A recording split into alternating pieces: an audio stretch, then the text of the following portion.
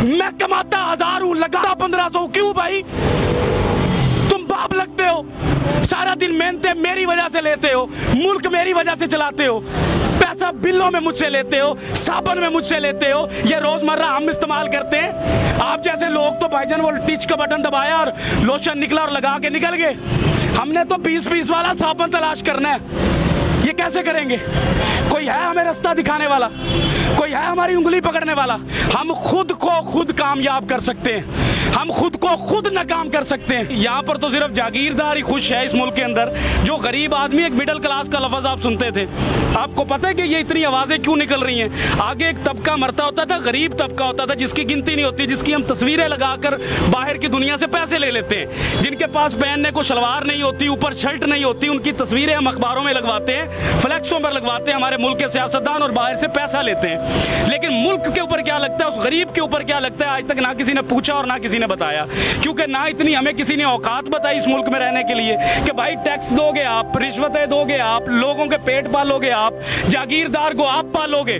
लेकिन आपका गरीब जो होगा, उसका जो बाप है, मुझे यहाँ पर मिला है खुदा की कसम, एक साइकिल वाला सीधा मेरी तरफ आया, उसने कहा कि मैंने अपने बच्चे के लिए जूता लेना है, मुझे आप जूता ले देंगे?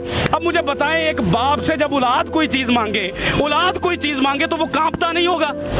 क्या आपको अपने बच्चे अजीज हैं? जब आपके बच्चे एसी से निकलते हैं, एसी में सोते हैं, एसी में जाते हैं, तो एक गरीब मेहनत का आदमी जो साइकिल पर जा रहा है, उसको बाप बनने का कोई इख्तियार नहीं है, उसके कोई जज्बात नहीं है, उसका कोई दिल नहीं है। ये लोग कांपते नहीं है, ये लोग मरना भूल गए हैं। इनको नहीं पता कि ये सारी कौम जो यहाँ घूमती है, ये अल्लाह नबी का कलमा पढ़ने वाली कौम है, ये उम्मती है उस नबी की, उसी की हया कर लो। लेकिन हया शर्म कुछ नहीं है यहाँ पर जानने लेने का मामला शुरू है, और वो शुरू रहेगा। पाकिस्तानी और एक गरीब आदमी कहाँ कहाँ मर रहा है, आपको अंदाजा भी नहीं है। सर, लोगों को अपनी फिक्र नहीं है, लोग राजी हैं। सर, लोग अपनी फिक्र करेंगे कैसे करें फिक्र? अपना बच्चा रात को पाल नहीं सकते, बच्चे को पानी का गर्म करके वो देगची के अंदर माँ कह रही है कि मैं तुम्हें रोटी दे रही हूँ, उससे बच्चा पल नहीं रहा। मुल्क के लिए क्या लड़ेगा वो? मुल्क के इदारों के लिए क्या लड़ेगा? आइन के लिए क्या लड़ेगा? कानून कहाँ से लाएगा? आपके मुल्क के अंदर गरीब के लिए कानून है? अगर एक बंदे के ऊपर गलत किस्म की FIR या दरखास्त चले जाए गरीब आदमी पर, वो 10 साल 15 साल अपनी हलाल रोजी जो है उसी पर लगाता है, लेकिन इंसाफ फिर नहीं मिलता इस मुल्क में। वो यहाँ पर आकर क्या चूड़ियां मांजेगा? क्या करेगा? किससे लड़ेगा? वो अपने हालात से नहीं लड़ सकता जिधर आकर आपने उसको खड़ा कर दिया।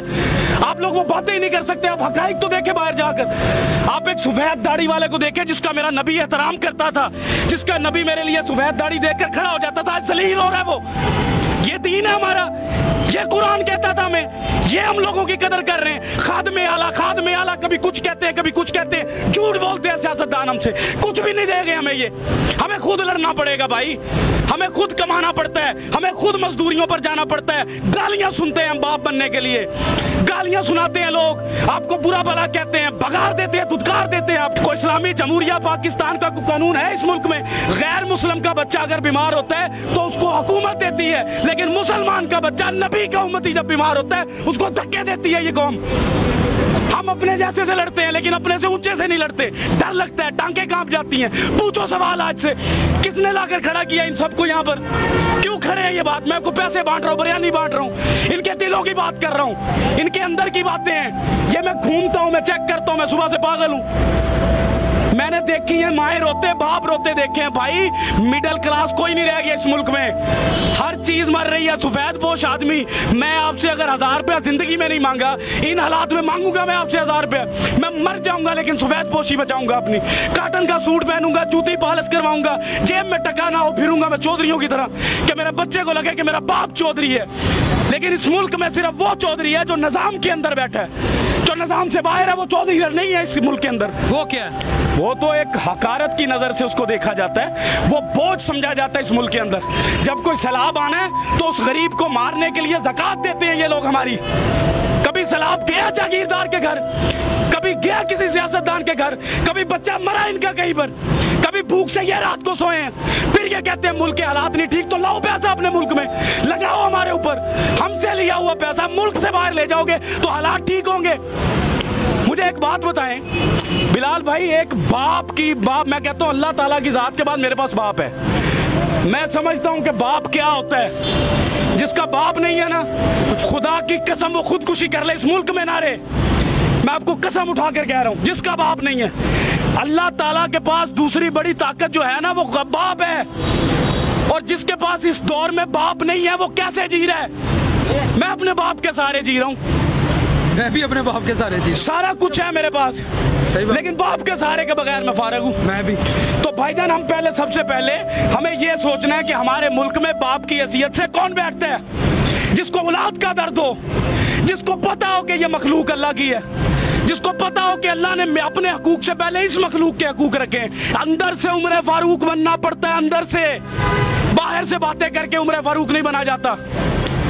मदीना की रियासत लाने के लिए एक बंदा नहीं ला सकता, इसको भी लानी है, उसको भी लानी है, मुझे भी लानी है। कोई नेक काम होता है तो हम दूसरों को बातें करते हैं, अगर कोई गरीब की बात होती है तो उसको हम धक्के मार के भगा देते हैं कि तुम्हारा इस मुल्क में एक गुब्बारे वाला, बताएं उस गुब्बारे वाले के पास अगर 2000 का सामान है उसके डंडे पर लटका हुआ, इस मुल्क के पाकिस्तान में जगह है उस मुसलमान के लिए कि ये एक जगह पर खड़ा होकर वो बेच सके? भगा देते हैं उसको। रेडी वाला 25-25, 30-30 हजार का सिक्योरिटी गार्ड रख के उस डंडे वाले को भगा दिया जाता है।